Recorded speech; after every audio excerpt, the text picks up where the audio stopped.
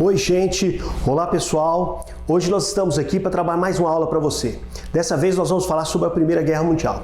Estamos aqui para facilitar a sua aprendizagem e a sua formação em História e também em Geografia. Hoje, nessa aula, nós vamos abordar os principais problemas da Europa no século XIX e aqueles acontecimentos mais importantes que foram responsáveis pelo acontecimento da Primeira Guerra Mundial, que foi de 1914 a 1918. Então vamos começar colocando os seguintes aspectos.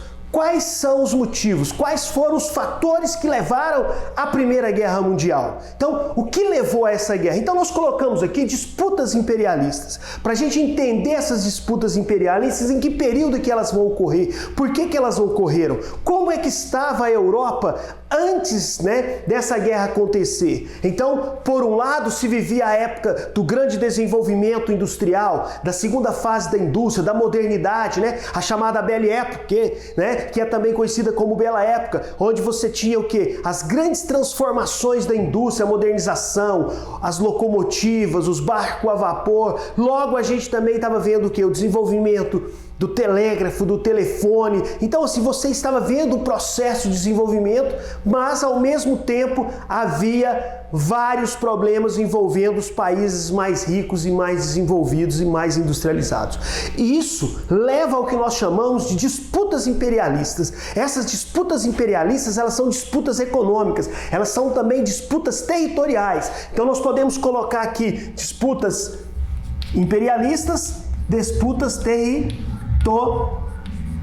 territoriais. Essas disputas por território, vão levar à formação de alianças entre os países desenvolvidos, num período em que os países não estão ainda em guerra. Não temos o envolvimento direto dessas grandes nações, conflitos em várias partes do globo terrestre, mas nós temos então aquelas questões envolvendo essas grandes potências na África e na Ásia. E entre esses grandes momentos nós podemos destacar então nessas disputas imperialistas a questão da Alemanha. Nós podemos destacar aqui o momento em que, dentro dessas disputas imperialistas, a Alemanha também queria ter o seu papel. Por quê? Porque nós estávamos na época do chamado neocolonialismo ou o imperialismo. Então, o que é importante? Vamos fazer um mapinha aqui que ajuda você a visualizar como eram essas disputas imperialistas.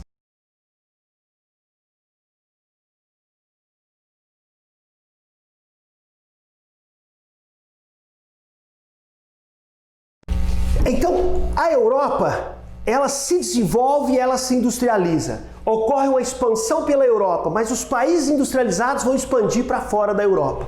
O primeiro país industrializado é a Inglaterra. Então, esse país vai expandir, ele vai aumentar os seus domínios, então, além da Europa, África e Ásia. Então, quando outros países se industrializaram, qual foi a alternativa? Quais são os pontos importantes? Ou a Inglaterra cede, se torna um parceiro, um aliado, ou os países vão o quê? Se tornar inimigos. Então, um país que já nessa segunda fase da Revolução Industrial se torna um país com uma força econômica a partir de 1870, entrando nessa disputa é a Alemanha. Então, um dos primeiros momentos da Alemanha nesse período, nessas disputas imperialistas territoriais, é a chamada Conferência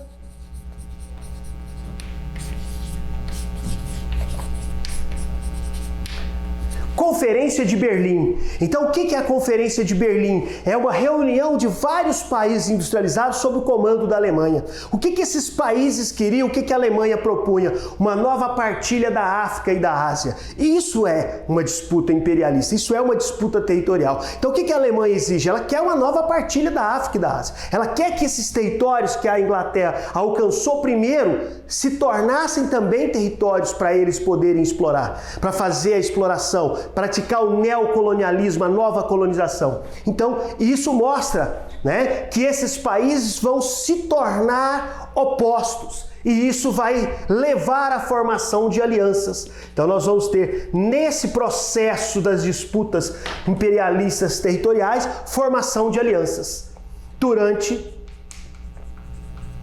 o período que nós estamos falando, que é antes de iniciar a Primeira Guerra Mundial de 1914 a 1918. Então, por um lado, a Inglaterra com a Tríplice Entente, né? A Inglaterra, então, se torna uma aliada e uma parceira da França. Também tem ao seu lado a Rússia, que era um império territorial na costa da Ásia. Então, juntaram Inglaterra, França e Rússia.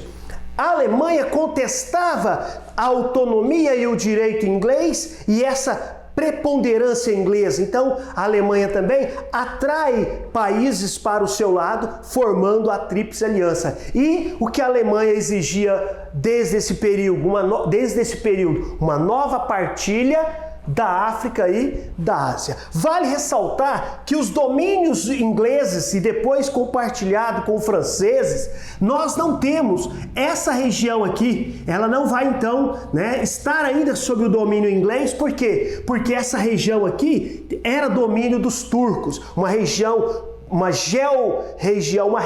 de muita importância, uma questão geopolítica importante, é uma questão geoeconômica, né? A necessidade de matéria-prima e um recurso muito importante que era o petróleo, e agora, né, numa região controlada pelos turcos, que era um império nessa região do Oriente Médio. Obviamente que esse país, a Turquia, ele, por ter a Inglaterra como país imperialista em disputa, é óbvio que ele tem que se aliar com quem? Com a Alemanha. Então, na Tríplice Aliança, nós vamos ter a Alemanha, o Império Austro-Húngaro e também vamos ter a Itália, que vai participar da Tríplice Aliança até o início da guerra, né? Ou seja, antes de começar a guerra, antes desses processos finais, a Itália vai mudar e vai passar para o lado da Tríplice Entente. E nós temos o quê? O Império Austro-Húngaro sendo o quê? Um país dos filiados, né, que fazem parte dos parceiros da Alemanha nessa Tríplice Aliança. Assim como os Estados Unidos, que não vai participar da guerra no início diretamente, é um país que tem uma participação indireta, vendendo armas, vendendo munições, né, fornecendo vários tipos de produtos e também fazendo empréstimos aos países da Tríplice Entente. Então, a gente vai ver que os Estados Unidos também não está inscrito nessa Tríplice Entente, mas é um país agregado que se torna, né, um país importante na Tríplice Entente, assim como o Império Turco era um país importante para a Tríplice Aliança. E a gente vai ver aqui nessa questão geopolítica e geoeconômica algumas das pretensões alemãs nessa região que a gente chama de Balcãs, beleza? Então vamos continuar. Outro grande momento dessa guerra, outro ponto importante dessa guerra, o revanchismo francês. Da onde vem esse revanchismo francês? Ele vem do século XIX, do período em que a Alemanha não era Alemanha, mas estava se formando, porque a Alemanha foi um dos últimos países aí do século XIX, junto com a Itália, a se unificar. Nesse processo de unificação, a Prússia, como era chamada a Alemanha anteriormente, entra em disputa com a França em uma região importante aqui perto da Itália, essa região da Áustria, né? Prússia, Áustria, Itália, França, uma região muito importante aí, e a França é derrotada. E por questões envolvendo a política interna francesa, a França tem que entregar um território importante e rico para os alemães, que é a região Alsácia-Lorena. Com isso, aquele sentimento francês nacionalista se torna mais intenso ainda, né? Ou seja, os franceses terão a partir daquele momento um tipo de revanche com a Alemanha. E isso torna a França, né? Apesar de que historicamente a gente vai ver que a França sempre foi inimiga de quem? Da Inglaterra, um grande aliado dos ingleses. Né? Se a gente olhar no passado, ingleses e franceses sempre em guerra, guerra dos 100 anos, guerra dos 7 anos, apoio francês à independência dos Estados Unidos, então, ou seja, a França sempre rival da Inglaterra, e agora, como o sentimento mais profundo de disputa e raiva está em relação à França, esse revanchismo, então a França se torna uma aliada da Inglaterra. Outra questão importante ocorre aqui também, é a chamada questão marroquina. Aqui também envolve uma disputa entre França, Inglaterra e Alemanha. Questão marroquina, envolvendo então interesses econômicos desses três países. Então, nas chamadas o quê? Disputas imperialistas, disputas territoriais, que a Alemanha já exigia desde a Conferência de Berlim uma nova partilha. Então, existem vários pontos importantes nessa área da África e também da Ásia envolvendo esses países. E por fim, nós vamos falar do nacionalismo. Esse nacionalismo que envolve especificamente uma região. Então, quando você olha o mapinha da Europa, você tem lá a botinha da Itália, o território posterior é uma península chamada Península Balcânica, região dos Balcãs, onde a gente vai ter o quê? O desenvolvimento de um grande movimento nacionalista, né? Ficou conhecido como pan-eslavismo.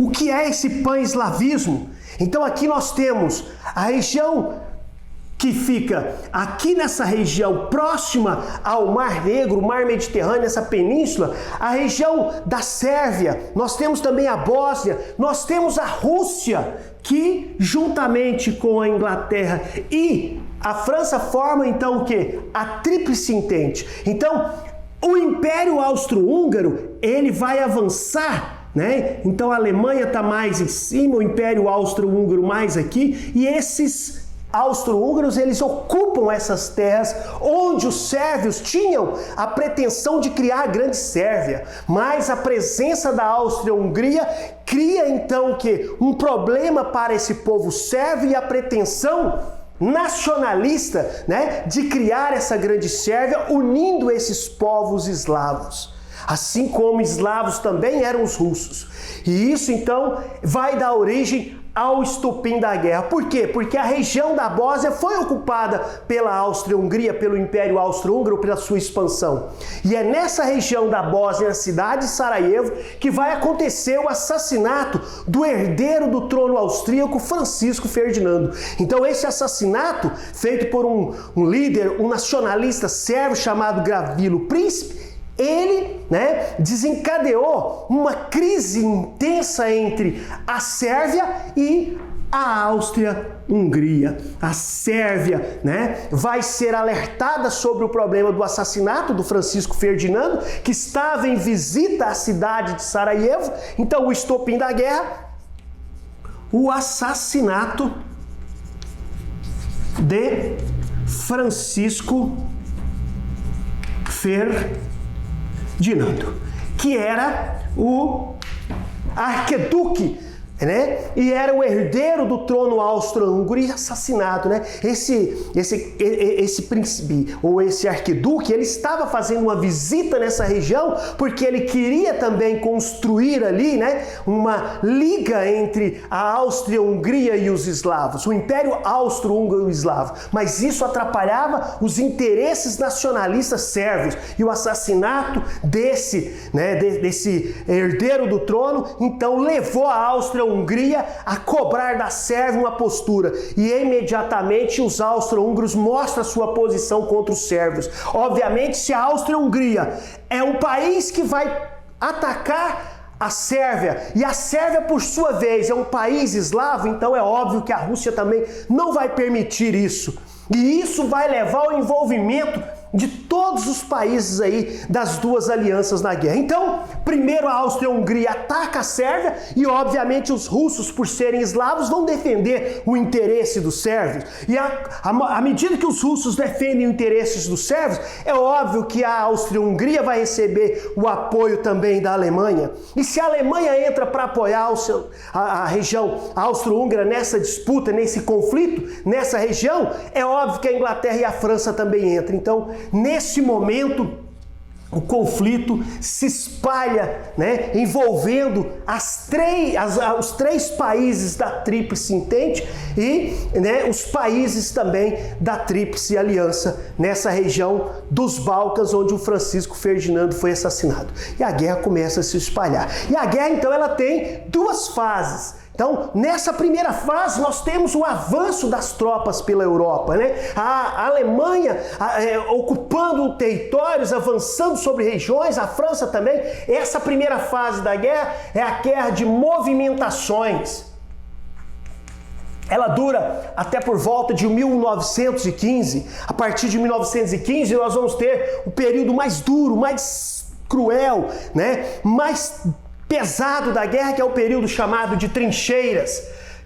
Esse período de trincheiras, então, ou seja, as ocupações, o avanço dos países, ele diminui. E aí nós vamos ver uma guerra que não avança, uma guerra que os territórios conquistados permanecem. É um período também que a gente vai ver o uso de armas químicas. Então, a gente vê a indústria no momento propício, a produção de máscaras contra essas, né, armas químicas. Então você vê que a indústria já estava, né, desenvolvida. A gente pode ver como é a importância do uso das máscaras. Inclusive, a gente está vivendo isso na atualidade. Então, naquela época, 100 anos atrás, mais de 100 anos atrás, você vê a indústria também da Europa se organizando, se movimentando para o quê? Para criar um mecanismo de defesa contra, né, a arma química usada pelos alemães e depois utilizada também em outras partes. Nesse mesmo período das trincheiras, a guerra não é aquela morte só por balas, por canhões, por ataques de armas bélicas, mas também por doenças como a gripe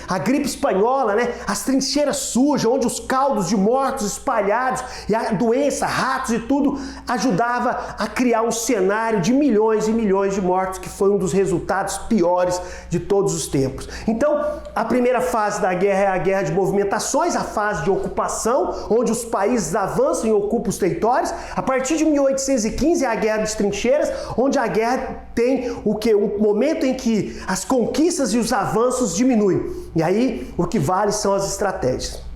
Como a gente havia dito no início, nós temos então vários países participando, né? Mas um país deixa a guerra no mesmo período que o outro país entra para a guerra. Então, a gente vai colocar que os Estados Unidos, como foi a participação dos Estados Unidos na Primeira Guerra Mundial? A participação dos Estados Unidos na Primeira Guerra Mundial, até o 1917, era fornecendo armas, alimentos, também o quê? Fazendo empréstimos. No momento em que a Rússia deixa a guerra por causa da Revolução Socialista de 1817, na época dos bolcheviques, na época do Lenin, aquela Rússia deixando a guerra, apesar da participação russa ser um desastre, mas era importante a Rússia garantir aqui um certo bloqueio às tentações e os avanços e as pretensões que a Alemanha e a Áustria-Hungria tinham. Aqui eles tinham interesse, né? Porque eles eram aliados do Império Austro-Húngaro, de construir uma grande ferrovia chamada Berlim-Bagdá. E isso, então, nessa questão geopolítica e geoeconômica, favorecia muito os interesses da Alemanha. Então, era importante cercar essa região. Então, sem a Rússia, os investimentos, as despesas e os gastos dos Estados Unidos corriam risco. Então, depois de um ataque, né, sofrido pelos norte-americanos, e diante dessa situação, os Estados Unidos entram. Então, no mesmo período que os Estados Unidos entrou, já tinha saído a União Soviética, o que desequilibrou a guerra para o lado da Alemanha, e os Estados Unidos não podiam deixar isso acontecer. Então, nós temos a entrada dos Estados Unidos em 1917. E isso foi fundamental para equilibrar a guerra e criar uma nova força para o lado da Tríplice Entente, fazendo a Alemanha ser derrotada em 1918. Essa guerra, então, o fim dessa guerra, ela é marcada, então, por tratados, né? Então, essa guerra, então, a mudança dela é com a entrada e a participação dos Estados Unidos definitivamente na guerra. E isso, então, fez a Tríplice Entente ser vitoriosa. No fim da guerra, a Alemanha foi considerada o país culpado. A Alemanha culpada. A Alemanha culpada. Então, o Tratado de Versalhes é um dos tratados, entre outros tratados, como o Tratado de Saint-Germain, que vai também o quê? Modificar e fragmentar esse Império Austro-Húngaro, fazendo surgir novos países. Então, nós temos uma mudança também no mapa da Europa, né? Iugoslávia, por exemplo, é um país que vai surgir desse período aí, e outros países nessa região, onde era a chamada o quê? Península Balcânica, onde é o Império Austro-Húngaro. Então, quando acabou a guerra, a Alemanha foi considerada culpada. E por ser culpada, ela vai ser punida pelo Tratado de Versalhes. O Tratado de Versalhes, que foi então o quê? Um tratado estabelecido após a Segunda Guerra Mundial, que considerou a Alemanha culpada. Então, por ela ser culpada, ela vai ser punida severamente mais que os outros países envolvidos. Então a Alemanha vai ter que indenizar os países, devolver os territórios, especialmente o território de Alsácia e Lorena, que tinha sido conquistado na época da Guerra Franco-Prussiana. A Alemanha também ficou limitada a um número reduzido e específico e controlado de homens, soldados. Uma punição severa, humilhante, e que a gente já liga o alerta que será o quê? A próxima ou os primeiros momentos do que seria então a Segunda Guerra Mundial, porque isso vai o quê? Criar mais uma questão de nacionalismo por causa dessa humilhação sofrida, o que levará então, por exemplo, facilmente à ascensão do Hitler na Alemanha, a Itália que não recebeu benefícios, que não foi beneficiada apesar de ter ficado ao lado da Tríplice Entente, também esse sentimento de não conquistar, de ter ficado ao lado da Tríplice Entente, não ganhar. Isso já o quê? Já liga o alerta do nacionalismo que vai ser aproveitado por Hitler e também por Mussolini até a chegada desses regimes totalitários ao poder. E o próximo processo é o que? A Segunda Guerra Mundial, que está ligado também às disputas imperialistas territoriais e ao revanchismo da Alemanha e também da Itália. Então tudo isso no momento em que a Alemanha é punida, no mesmo momento que tinha acabado a Primeira Guerra Mundial. Já ficou então o que? A pólvora ali, só esperando daqui a alguns anos, depois de alguns anos, alguém acender novamente para essas questões territoriais, esses conflitos voltassem ainda mais fortes. Então, Tratado de Versalhes e Tratado de Saint-Germain, entre outros tratados. Bom, e no final de tudo, a gente tem um cenário. Mudanças que favoreceram, por exemplo, mais força para o crescimento da participação feminina, porque devido à guerra, a necessidade de mão de obra e a falta de homens também favoreceu a valorização feminina. Nós temos a mudança do eixo, O eixo do mundo era a Europa. O eixo do mundo vai passar para o outro lado, que é os Estados Unidos da América, que substitui a Inglaterra como a maior potência do mundo. E aí a gente vai ver que os países todos, além dos Estados Unidos receber indenizações, ele tinha dinheiro a receber dos países da Tríplice Entente, juros. E isso vai então também criar um cenário fantástico de economia liberal dentro dos Estados Unidos, que nós vamos ver em uma outra aula, que são os anos loucos, os anos felizes, o American Way of Life, o modelo de vida americano que só vai terminar mesmo na crise de 29. E são assuntos que a gente vai estudar nas nossas próximas aulas. Espero que vocês tenham,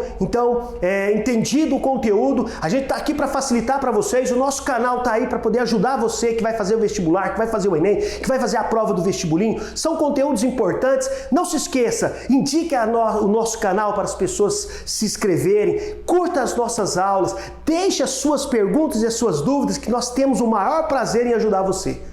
Beleza? Então, não se esqueça, juntos nós vamos vencer, juntos nós vamos chegar lá.